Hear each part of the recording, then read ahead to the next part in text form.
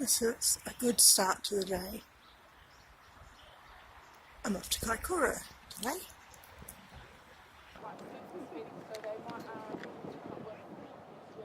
It's 8 a.m. on Tuesday morning. I'm waiting for a bus, but not to go to work. I'm going to Kaikoura to go whale watching. It's part of the Word Festival. They're doing a whale watching trip with a couple of whale experts who are going to give us a talk on the bus about whales, and then we're going to go whale watching. And I am a mixture of totally excited because I've never seen whales in the real world before, and also a bit nervous because I get bus sick and I get seasick, and I'm about to go on a 3 or 4 hour bus journey, followed by a couple of hours on a boat, followed by another 3 or 4 hours bus journey back to Christchurch. The chances are I'm going to feel terrible at some point during this trip. And way I've prepared, I've got my camera, I've got wet weather gear because the forecast is terrible, I've got a warm jumper because the forecast is terrible, I've got way too much lunch with me because the schedule, they said bring a packed lunch because we won't have time to stop for lunch. And eating the right foods at the right times is something that I know can help me with the whole motion sickness thing, so I've got like 3 times as much lunch as I normally take. Future editing cat here. I didn't do much commentary on the trip up to Kaikoura, so you'll have to get a bit of post commentary here, and I'll stick in the film clips where relevant. We all met at the piano and then got on a little minibus. There was only about a dozen of us, which was really nice because it was a nice small group. We could have a conversation with the authors, and they started off with microphones doing a sort of, in conversation with type author talk, and involved everything from their first experiences with whales to a comparison of menopause in humans and in whales, because apparently whales are one of the only other species other than humans that actually have menopause, and how that changes culture. There was not actually modernity that was when menopause evolved in humans. It was rather during the hunter-gatherer period of human evolution. Of knowing that you are an individual. And we know that dolphins, bottlenose dolphins, we know sadly because of their experiments conducted in captivity, that we know that these animals have signature whistles which are their, quotes, their names, by which they know themselves. Because they are the repositories of all this years of knowledge. Killer whales, have similar lifespans to humans. And so by the time they reach the age of 50, they've been everywhere in their waters and they know where all the food is. And and this is why they have the role of being the leaders of their pods. Tea break and Cheviot. And toilet break. After the tea break in Cheviot, they switched off the microphones because they didn't really need it, and it just turned into a general conversation in the bus, and we all just chatted, and yeah, it was really great because it was just an interesting conversation involving some experts and a lot of people who were just really interested. It was a really good trip.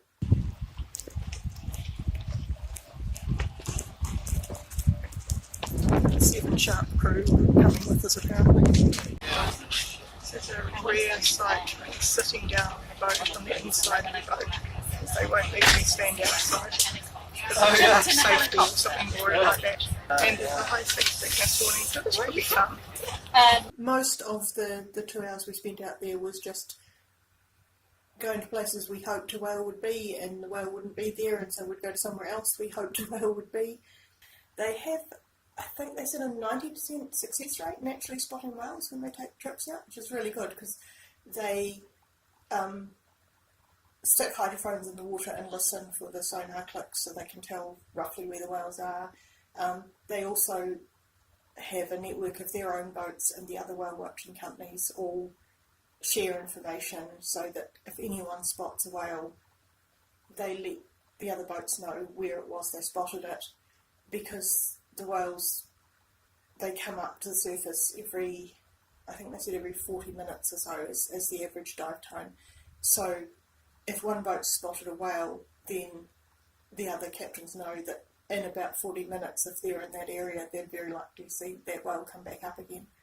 You have to stay inside in the cabin while the captain drives the boat around to where they think the next whale will be, and once the boat's going slow enough or is totally stopped, then they let you out on deck, and everyone peers at the horizon hoping to see a spout. David Neiwert had a little portable hydrophone which they let him drop off the back of the boat at one point when we were stopped, and he had a little speaker rigged up to it, and suddenly there's this clicking noise and he says, "That's a whale," and it was so cool.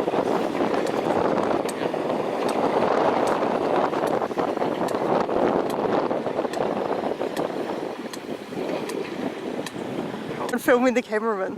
Yeah. I don't have any money.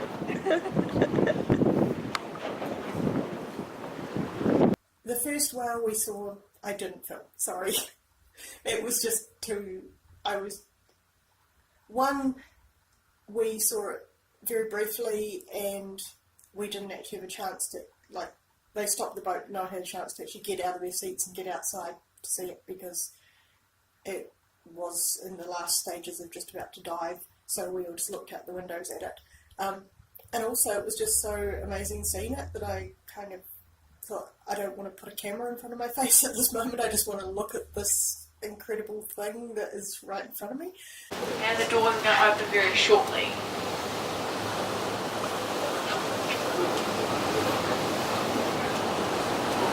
Here we go. Head down towards the middle of the vessel. But congratulations for your first encounter with the mighty male sperm whale for your tour today. Now capture as many photos as you can, or even better a video. This could possibly be the only whale that we may have encountered with today. So enjoy it with your own eyes as well. It's doing a lot of things on the surface. It could be digesting any food, breathing in that fresh air, but it could also be going to the toilet. It's far too intense for him to do it at the depths that he's diving to, so he has to do it while he's on the surface. Still plenty of room upstairs if anyone's struggling to see. Right there. You'll see his blowhole. That's his head. Right back to the first little hump. And then from the first little hump to his dorsal fin is his torso region, and his last third, his tail stop or fluke, is just smooshed beneath the water. So I'm going to leave you a bit of peace and quiet after the first encounter. But myself and the rest of the crew will inform you when we think he's prepared to dive.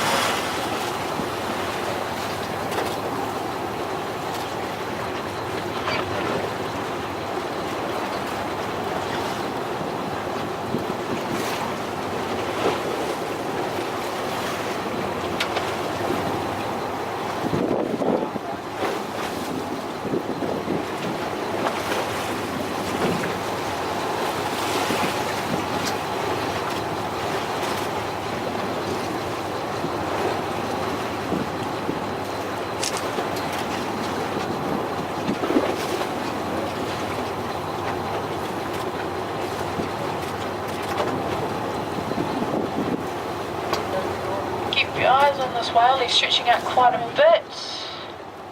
maybe coming up for his last breath. Camera's up and ready. Here he comes. And here he goes. Camera's up and ready. And here comes his tail. Right now.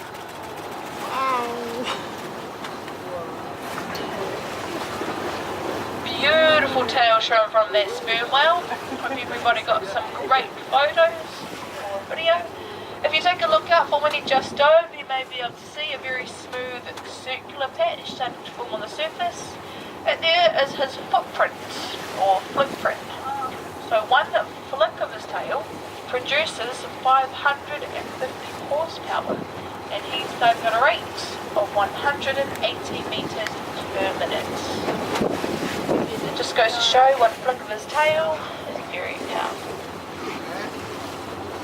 And that's when I discovered that looking down at my camera and making sure that the whale was in shot, glancing down every so often to make sure I still had it reasonably well framed, was enough to really set off my seasickness. I lasted until the whale was gone, and then they called us all back inside. I got back into the cabin, and pretty much the minute I sat down, it was like, right, this is it, seasickness. And yeah, had a bit of a chuck then. So there's not a lot of footage for that post-whale section until we got back near shore where the water was a lot calmer. It was a really, really rough day. So when we got into shore and the water was a bit calmer and we got near the seals, and so these shots of seals are what I filmed then.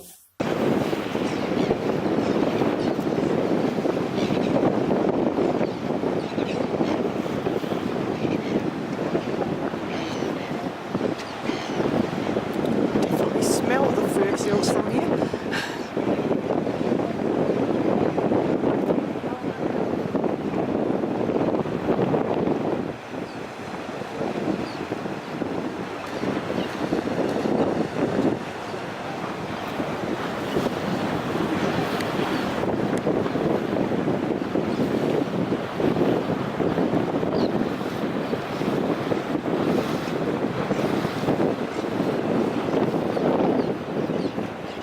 So that was our trip to Kaikoura.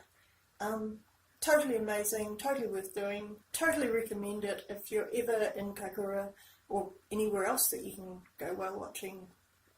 Go and try it, because seasickness aside, it's definitely worth doing.